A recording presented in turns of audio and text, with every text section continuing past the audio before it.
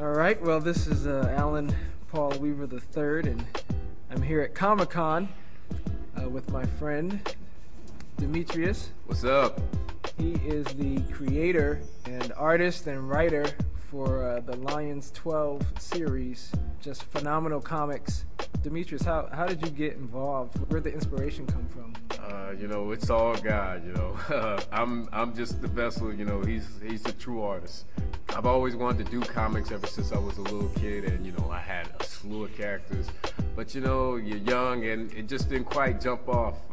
Lord just put this idea in my head for Lions 12 not too long ago, about like 3 years ago, and from there, I just couldn't stop drawing like a madman, and now it's become something more than I thought it would be today. Tell me a little bit about Lions 12. What's the storyline? Lions 12 is a retelling of Jesus and the 12 disciples through hip-hop, martial arts, and Judaism. And Lion derives from Revelations 5:5, where he's known as the Lion of Judah.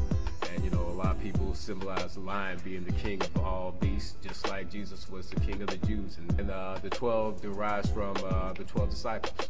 It's very martial arts packed. I went through a slew of different martial arts. You can see Lion doing Tai Chi.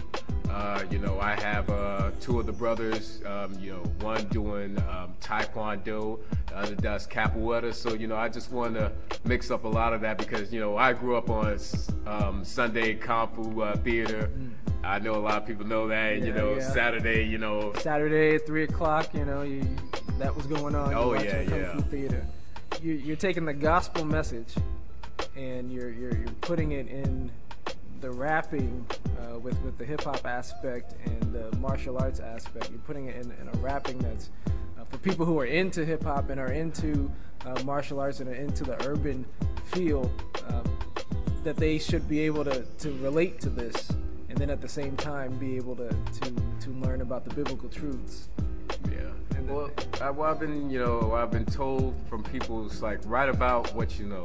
I grew up in the church, and I grew up on comic books and Kung Fu, like a lot of kids, and it seems nowadays, kids, they still have, the comic and the cartoons and, the Kung Fu that we all watch in the movie theaters to see on TV, but living in this world, you forget about the God, and I'm just trying to bring that important aspect back into retrospects, because when you're a child growing up in this world, you tend to lose yourself in this world, and without God, you lose all focus, and that's why I'm bringing back focus to the people.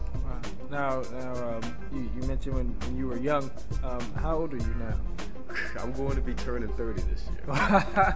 Wow, you're going to be 30. Yeah, I can't believe the big 3-0. That's a good place to be. Still looking at comics. Still looking at comics. Ain't nothing wrong with that. I'm 33 and still looking at comics. Most people think, well, comics, that's for little kids. Well, you got grown people who write the comics. Grown people, but Stan Lee, it's like, people say comics for kids, but, we go out and we see these. We watch the movies. We see these movies all the time. What, Spider-Man 3 X-Men was 2007's most viewed movie. I forgot how much it made, but it was the top selling movie of the year, Spider-Man 3. Wow. And you got this man who, Stan Lee, which was, I got a chance to see at the comic book convention, he invented Spider-Man, he invented Incredible Hulk, Iron Man, all this stuff that we see in the movies today and we take for granted. Be like, you can call me a geek all you want. I'm at a convention where there's over 5,000 geeks. So there. Now you mentioned the convention. This is my first Comic-Con convention that I've ever been to, and I grew up on comics too as well, and it's just amazing to actually see how much people identify with their favorite comic book characters, cartoon characters. I mean, people are here dressed up as these characters. I mean, some of them look better than the actual characters. So true. I find it pretty amazing. It just brings a warm, joyful feeling to my heart because, living out in this world, you see people every day and, everybody tries to put on this facade, looking suave, looking cool, dressing up, going to work, and you don't think that they got a little child into them because it's like money, money, money. That's all you see, and you know, you think people forget about fantasy, and it's good to see that people still cherish the little things like that. That, you know, you can see a 40-year-old Hispanic guy reading a Captain American comic book next to a 5-year-old black kid, you know, who's into a Power Man. You know, it's universal. That's why I love this. I think being able to keep that aspect of mystery and the dreams, being able to dream and to have that inspiration and creativity, it definitely helps in a world where you may be in situations that things are tough. You know, I tell you, it just brings my hope back into humanity, that we're not totally lost, that, you know, that there's hope for us, that there's hope for people in the United States, because the way things looking now, it seems hopeless. But when you go to something like this and you can see people of different cultures and different ages come together over one thing, you know, just reinstills faith.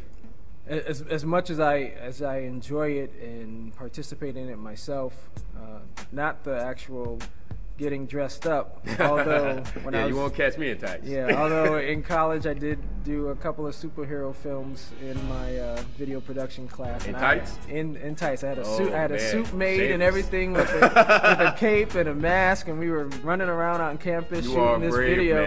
Man. And you know, people were laughing at first, but after they saw it, they were like, you know what, that was actually pretty good. So that's a whole nother topic. We strike that from the record. Now, where are you from? I'm from Fort Lauderdale, Florida, Sunshine State, FTL, baby. All right, and you're all the way up here in New York. You and we met back at the Holy Hip Hop Awards. That was down my in first Atlanta. showing of it. Right, and that was the first time that you had it. And I knew once I saw it, I saw the cover, and I said, wow.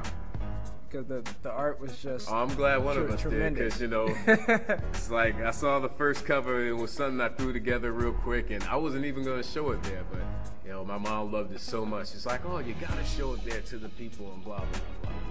And I can't believe how many people, even today, you know, just have been so willingly accepting of it, you know, how just come up to me just saying that's tight, you know, let alone buying it, you know.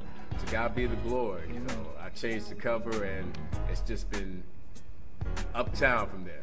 Now, you mentioned your mom, and I know that you and your mom worked together on Lions 12. Oh, yeah, also, that's my road dog. Now, how is that? I know you mentioned before how supportive. How supportive has she been in your endeavors to make an impact? She's supportive enough right now that, you know, I'm here and she up there hustling, you know. It's like you can't do everything by yourself all the time. It's, you know, I'm trying to draw and, you know, meet and greet with people, and, you know, she's been there with me every step of the way, you know, just like selling my product, you know, because I have a hard time selling stuff. If it was up to me, I'd give it all out for free. Because, I know exactly what you know, the Lord gave his salvation for free, so, you know, I need to do something to contribute. Right. But, you know, profit need to be made, and that's her specialty. God's blessed her with that gift. Right. Mine's to draw, hers is to make money.